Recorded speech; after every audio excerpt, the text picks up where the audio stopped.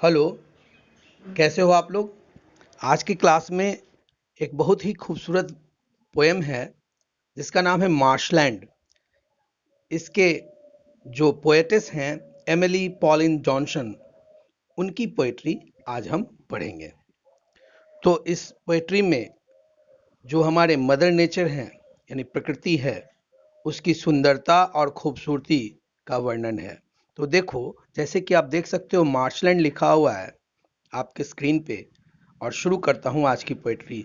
A thin wet sky that yellows at the rim and meets with sun lost lip the marshes brim, the pool slow laying dank with moss and mold, glint through their mildews like large cups of gold among the wild rice in the still lagoon in monotone that lizard shrills this tune।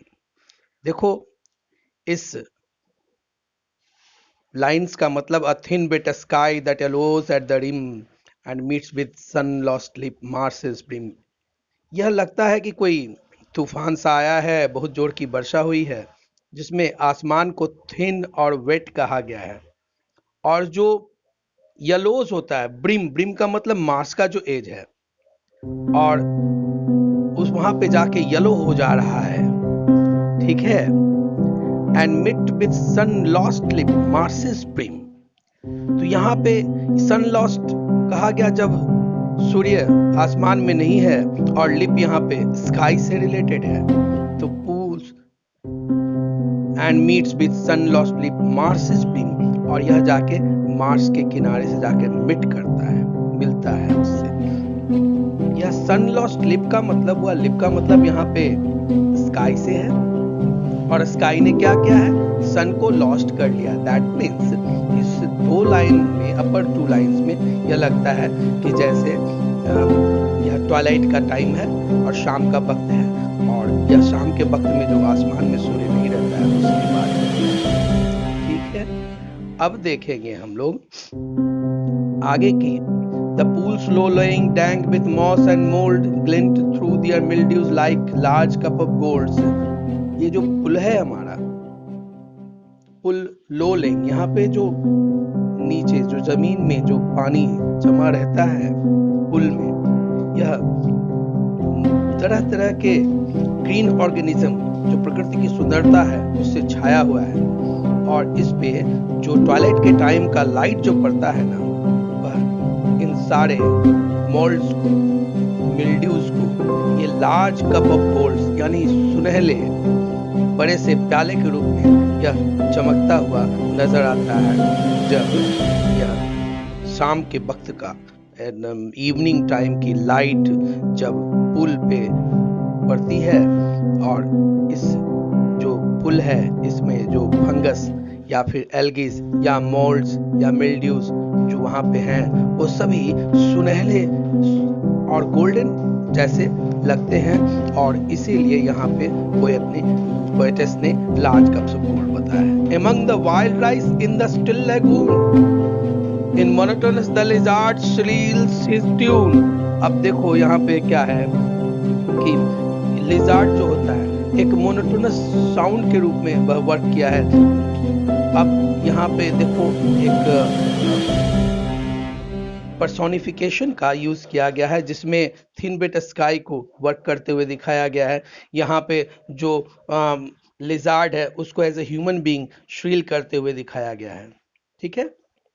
The wild goose homing seeks a sheltering where rushes grow and oozing legends cling. अब देखो, अब यहाँ पे एक और भी बात लगा दी गई है कि वाइल्ड गूज है हमारा।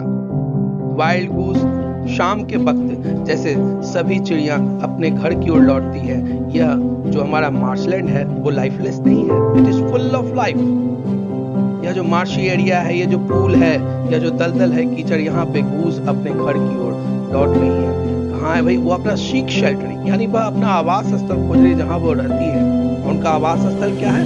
वो रसेस जहाँ ग्रो करते, देखो ये रसेस है, रसेस grow and Ojing legend cling, यहाँ पे जो क्लिंग ओजिंग का मतलब हुआ जैसे ड्रॉप बाय ड्रॉप कोई पानी टिप टिप करके गिरता है, उसी तरीके से ये लिसन जो है वह नीचे गिर रही है, वहीं पे आके अपना वाइल्ड गूस अपना घर को खोज रहा है। अब देखेंगे लेट क्रेन्स, गूस तो पहले आ गया लेकिन क्रेन बाद में आता है। Late cranes with heavy wing, late cranes with heavy wing and lazy flight, this means to say यह जो हमारा गूस है ना, वाइल्ड गूस, वो बड़ा ही विशाल पक्षी है। जो क्रेन जो क्रेन्स है, जो cranes late cranes with heavy wing कहने का मतलब यहाँ पे वो थका हुआ है और वो एक विशाल पक्षी लेजी फ्लाइट करते हुए आ रहा है, बहुत लेट हो गया है, लेजीली वह आ रहा है।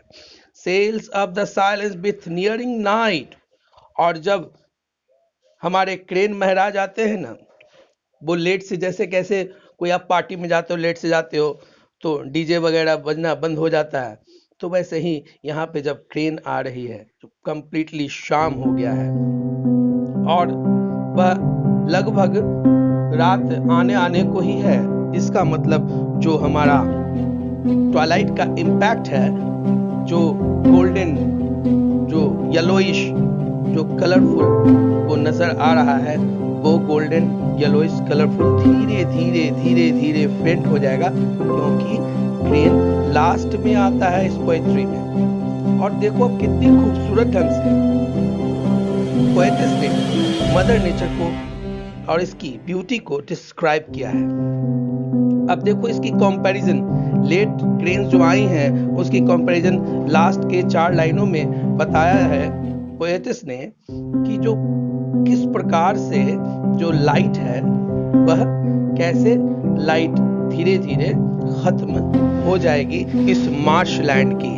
ठीक है, अब देखो आप, late cranes with heavy wing and lazy flight sail up the silence with nearing night. Okay, अब देखो यह इसकी ये क्रेन कैसे रात में कन्वर्ट हो जाएगा, क्रेन जब लेट क्रेन्स जब आती हैं कैसे कैसे ट्वाइलाइट रात में कन्वर्ट हो जा रहा है। यहाँ बोला है पोएटिस ने, एंड लाइक ए स्पिरिट का मतलब फैंटम, जैसे कोई वो भूत जैसा होता है, like a spirit swathed in some soft veil, अपने व्हाइटिश कलर के घूंघट से, वेल का मतलब यहाँ कवरिंग होता है जिसको आप बुर्का कहते हो।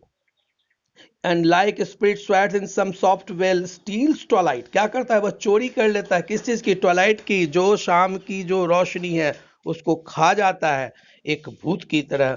इसका मतलब यह धीरे धीरे twilight and its shadows over the swell hushed lie the cesses and the vapors creep thick gray and humid while the marshes sleep। अब देखो यहाँ पे मार्श को सोते हुए दिखाया गया है, मार्शलैंड अब सो रहा है क्योंकि लाइट हो गई, लाइट जो है खत्म हो गई है, शाम हो गई है ना, ट्वाइलाइट का खत्म हो जाना, यानी हमारा जो डस्क का टाइम है, गोधूली वेला है, वो समाप्त हो गई है और यहाँ पे कायम है राज किसका, वो स्पिरिट का। Just like the cases and vapour scrip, जो वेपोराइज, यानी वेपर स्क्रीप का मतलब यहाँ फॉग से है। जब शाम हो गई है, फॉग धीरे धीरे धीरे पूरे मार्शलैंड को अपने आगोश में ले लेता है और वह थिक ग्रे और ह्यूमिड, वह ह्यूमिड जिसको आप कहते हो ह्यूमिड इन्वायरमेंट है ना, चारों तरफ थिक फॉग है और उसने मार्शलैंड को कंप्लीटली अपने आगोश में ले लिया, कवर कर लिया है और मार्शलैंड इस प्रकार से शाम होने पर सो गया है। I am very much sure that you must have enjoyed this video, and if you have enjoyed this video, please don't forget to like and subscribe my video and share among the lovers of English grammar and English literature. Thank you all of you. Thank you everybody. Thank you.